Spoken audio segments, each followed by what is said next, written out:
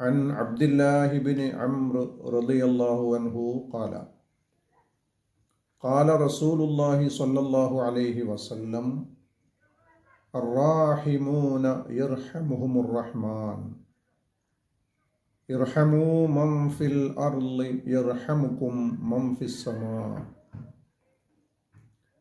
അബ്ദുല്ലാഹിബ്നു അംർ എന്ന സ്വഹാബി അഥവാ പ്രവാചക ശിഷ്യനിൽ നിന്ന് നിവേദനം. അദ്ദേഹം പറഞ്ഞു, അള്ളാഹുവിൻ്റെ തിരുദൂതർ സ്വല്ലല്ലാഹു അലൈഹി വസല്ലമ അരുളിയിരിക്കുന്നു, അർറാഹിമൂന, കരുണാമനസ്സുള്ളവരും കാരുണ്യപൂർവം വർത്തിക്കുന്നവരും, യർഹമുഹുമുർ റഹ്മാൻ, പരമകാരുണ്യവാനായ അള്ളാഹു അങ്ങനെയുള്ളവരോട് കരുണ കാണിക്കുന്നതാണ്. ഇർഹമൂ മൻ ഫിൽ അർളി, ഭൂമിയിൽ അധിവസിക്കുന്ന സർവരോടും നിങ്ങൾ കരുണ കാണിക്കുവീൻ.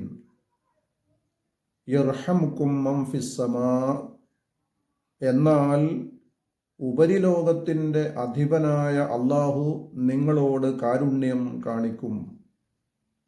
ഈ ഹദീസ് ഇമാം അബൂ ദാവൂദ് റിപ്പോർട്ട് ചെയ്തിരിക്കുന്നു. അല്പം വിശദീകരണം. സ്രഷ്ടാവായ അള്ളാഹുവിൻ്റെ ഗുണവിശേഷണങ്ങളിലും ഭാവങ്ങളിലും പ്രഥമവും പ്രധാനവുമായത് കാരുണ്യമാണ്. കാരുണ്യം അള്ളാഹുവിൻ്റെ സത്തയോട് ചേർന്ന് നിൽക്കുന്ന ഗുണമാണ്.